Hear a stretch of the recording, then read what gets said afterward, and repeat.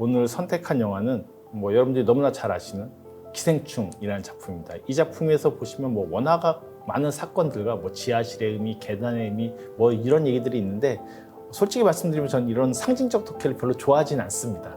다만 영화에서 어떤 요소들이 반복이 될 때 그 반복들이 영화 전체 구조에서 반복적으로 다변화하면서 펼쳐지고 있다고 한다면 그게 꽤나 중요하게 영화에서 기능을 하고요. 그래서 영화를 만드시는 분들한테도 좀 도움이 될 수 있는 설정이기도 하고 봉준호 영화를 이 사물 하나를 가지고도 기생충을 해설할 수 있구나라는 점에서도 좀 더 관심을 가지실 수 있는 것이 아닐까 싶습니다.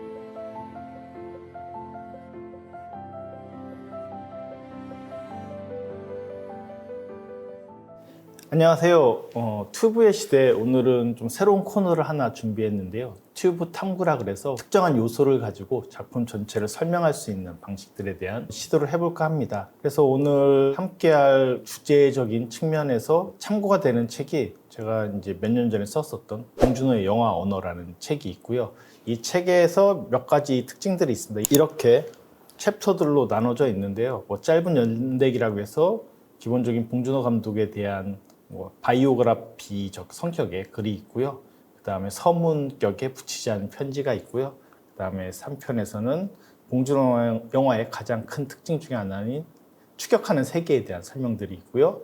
그리고 괴물적인 요소에 대한 얘기들이 있습니다. 그리고 또 하나가 봉준호 영화에서 대단히 자주 등장하는 어떤 시선에 대한 얘기, 보는 곳의 변증법 혹은 관음증에 대한 얘기들이 있고요. 공간에 대한 얘기인 헤테로토피아에서 그리고 세계의 끝과 하드보일드 원더랜드, 그리고 사물들, 기호들 이 순으로 이제 정리가 되어 있는데 오늘 여러분들께 좀 설명드릴 건 사물들, 기호들 편에서 나오고 있는 어떤 특정한 사물이 봉준호 영화 전체에서 어떻게 순환하는 구조를 만들면서 강조가 되고 있는가라는 것을 설명드리고자 하고요. 그래서 순환하는 사물, 기생충의 산수경석이라는 제목을 가지고 이제 영화 속으로 들어가서 설명을 드리도록 하겠습니다. 기생충에서 산수경석이 먼저 등장하는 것은 기우의 친구인 민혁, 박서준 배우가 역할을 맡고 있죠. 갑자기 기우를 찾아옵니다. 그리고 기우를 찾아와서 줄 선물이 있다고 하면서 한 돌을 껴내게 되죠. 이게 바로 산수경석입니다. 산수경석에 대한 장면을 보시면 이렇게 이제 가족들이 맥주와 과자로 파티를 하고 있다가 갑자기 어떤 선물을 받은 것처럼 되게 귀하게 이렇게 꺼내는 장면들이 있죠. 그리고 이 산수경석에 대해서 저마다 각자 한마디씩 하는데 이렇게 산수경석을 알아보는 송강호의 모습이 등장을 하고요.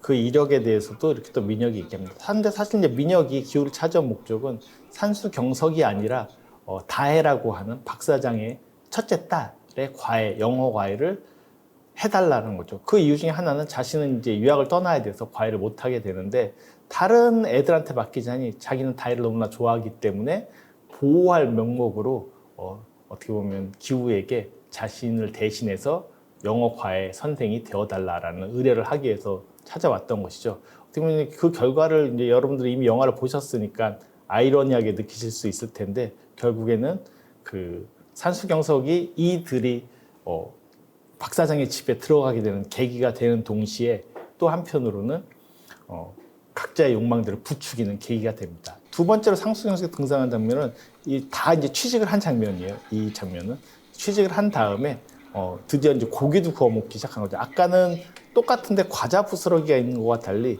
이번에는 고기를 구워 먹으면서 맥주는 크게 달라지진 않았습니다. 맥주를 먹게 되는데 이때 이 집의 중심에 이렇게 산수경석이 차지하고 있는 것을 화면 속에서 이렇게 보시게 돼요. 즉 산수경석이라고 하는 것이 이 집의 중심을 차지한 동시에 중심적인 욕망이 되었고 그리고 이들을 지배하고 있는 어떻게 보면 뭐 되게 특별한 돌과 같은 어떤 영적인 것처럼 미장센을 통해서 이렇게 강조해서 화면을 배치해서 보여주고 있습니다. 그때 이 집의 반지하 집이기 때문에 노상방뇨를 하는 남자가 나타내고 그것을 처단하기 위해서 기우는 돌을 들고 나가게 됩니다. 물론 돌을 들고 나가다가 중간에 물병을 건네준 아버지에서 돌 대신 물을 뿌리게 되는 장면으로 이어지게 되긴 하는데 결국에는 다른 사람, 타인을 제압할 수 있는 어떤 근거로서 이 돌이 쓰일 만큼 이 집의 중심적이고 위력적인 존재가 되었다는 것을 보여주는 두 번째 상수경석의 등장이었습니다. 세 번째 상수경석은 결국 박 사장의 집을 차지하게 되죠. 가정부의 문광도 쫓아내고 다 쫓아내고 차지하게 됐는데, 그때 그 문광이 돌아오면서 지하실이 열리게 되고 근세가 등장을 하게 됩니다. 좀 전에 보신 장면은 이제 근세가 등장했던 장면이고요. 그리고 박사장이 갑자기 돌아오는 바람에 모두 숨어서 지내게 되는데, 폭우가 쏟아지는 바람에 캠핑이 취소가 되면서 돌아왔던 것이죠. 그리고 집으로 돌아와서 물건들을 꺼내는데, 조금 전에 보셨던 것처럼 산수경석을 그 집에서 찾는데 기우가 물에 떠오르는 장면이 있어요. 어떻게 보면 이 영화 전체에서 유일한 환상 장면 중에 하나예요. 마치 돌이 기우의 욕망을 대변하듯 이것은 사라지지 않고 기우의 욕망에 의해서 여전히 떠오르고 있는 존재다라는 거죠. 그래서 그 산수경석을 그 수재민들이 되겠죠. 비로 인한 수재민들이 머물러 있는 이런 그 체육관 같은 시설에서 이렇게 껴안고 있는 지금 기우의 모습을 보여줍니다. 그걸 보면서 아버지 기택은 너 좀 이상하다, 좀 자라 라고 이렇게 말을 하는데, 계속 이 돌이 달라붙는다라고 말하는 장면이 있습니다. 결국 이 돌을 가지고 아까 오줌 쓰는 남자를 해결하려고 했던 것처럼 이번에는 돌을 들고 다음날 열린 그 막내의 그 정원 파티 때 돌을 들고 옵니다. 이 돌을 들고 오는 이유는 결국에는 지하실에 있는 근세를 처단하기 위한 살인의 도구로 쓰고자 갔던 것이죠. 그래서 다혜와 과외를 하는 척 하다가 결국엔 자기는 어디 갔다 와야 돼, 내려갔다 와야 돼 라고 말을 하게 돼요.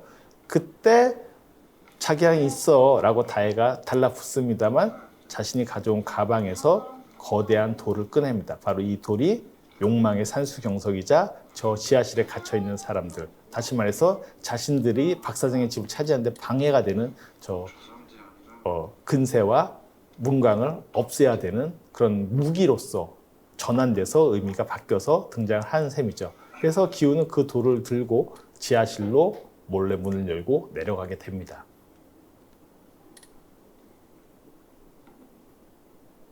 문을 여는 장면을 보시면 이렇게 그 다음에는 돌을 들고 몰래 이들에게 다가가는 장면들이 펼쳐지고요. 하지만 이제 영화 보신 분들은 아시겠지만 근세는 소리를 듣고 미리 대비를 하고 있었죠. 누군가 내려올 것에 대한 대비를 하고 있는 상황이었었고요. 기우가 돌을 들고 접근하려고 하는 순간에 목에 올가미를 씌우게 돼요. 하지만 화면의 미장센은 이렇게 돌을 떨어뜨리게 되는 장면들이라든가 돌에 대한 이미지들이 강조가 되고 있죠. 이건 뭐 흔히 얘기하는 그 봉준호 영화에서 볼 수 있는 미끄러지게 되는 삑사리가 나는 장면이죠. 살인을 시도하려고 했지만 돌이 계단으로 댕글댕글대고 굴러 떨어지는 삑사리가 나는 장면의 일환으로도 충분히 보실 수 있는 그런 연출 효과이자, 어떻게 보면 되게 심각한 순간에 우스꽝스러운 해프닝이 일어나는 그런 삑사리 장면이다라고도 말씀을 드릴 수가 있을 것 같아요. 어쨌든 그 돌을 다시 찾아야 되기 때문에 지하실 밑바닥에 굴러떨어진 돌을 되게 조심스럽게 기우가 접근을 하기 시작을 하고요.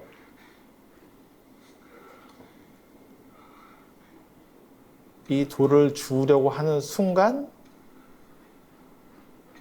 뒤에 숨어 있었던 근세가 철사 올가미를 만들어서 기우를 붙잡아 붙들어 맵니다. 어떻게 보면 그 지하실 사람들의 반격에 해당되는 장면이죠. 그리고 그 돌을 오히려 이번에는 근세가 들어서 역으로 기우를 쳐내려고 합니다. 그러자 허겁지겁 도망가는 기우의 모습이 등장을 하게 되고요. 추격전의 양상이 이제는 역전돼서 근세가 기우의 뒤를 쫓는 그런 장면으로 이어지게 됩니다. 그리고 줄이 걸리는 바람에 쓰러지게 되고, 이 돌에 오히려 역설적으로 기우가 내리쳐지면서 뇌가 다치게 되죠. 나중에 보시면은 뇌가 그 돌 때문에 다쳐서 약간의 기억이 좀 이상하거나 막 웃어대는 그런 장면들이 연출되기도 했었습니다. 그리고 나서 그 돌이 이제 사라진 줄 알았는데 언제 나타나냐? 이건 영화의 맨 마지막에 등장하는 기우가 아버지 기택의 모스부호 편지를 받고 나서 답장을 쓸 때 나오는 화면이에요.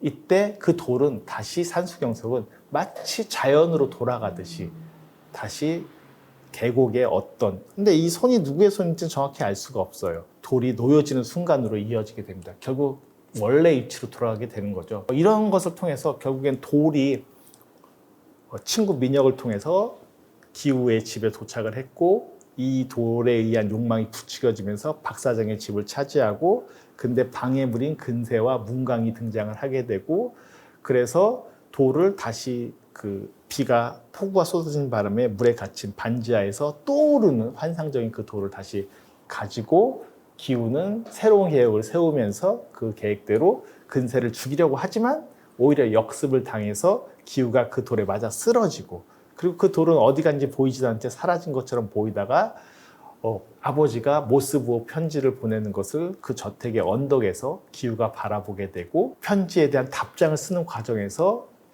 돈을 많이 벌어서 아버지를 편안하게 계단에서 올라오도록 하겠다라고 하는 편지를 쓰는 순간에 잠깐 인서트 컷으로 그 돌이 산수경석처럼 보이는 그 돌이 다시 계곡의 제자리로 돌아가는 순간을 보여줍니다. 결국 그 순간은 기우의 욕망과 달리 더 이상 이 돌에 의해서 지배되거나 떠오르는 욕망이 아니라 결국에는 모든 것이 수포로 돌아갔다, 제자리로 돌아갔다라는 것을 보여주는 수단하는 사물의 의미를 보여준다라고 할 수 있겠죠. 결국에는 기우의 욕망은 편지의 내용과는 달리 결코 실현되지 않을 것이고, 기우의 새로운 계획, 이 계획은 결코 실천될 수 없다라는 어떤 허무한 결말로 이어지게 된다라고도 할 수 있습니다. 어떻게 보면 우리 이 돌만 추적함으로써 봉준호 감독의 기생충이라는 영화가 어떤 식으로 기우를 중심으로 한 욕망을 부추겼고, 그 욕망을 따라서 돌들이 어떻게 쓰이거나 어떻게 사용되거나 어떻게 변형이 되는지가 확연하게 드러나는 영화다라고도 볼 수 있습니다.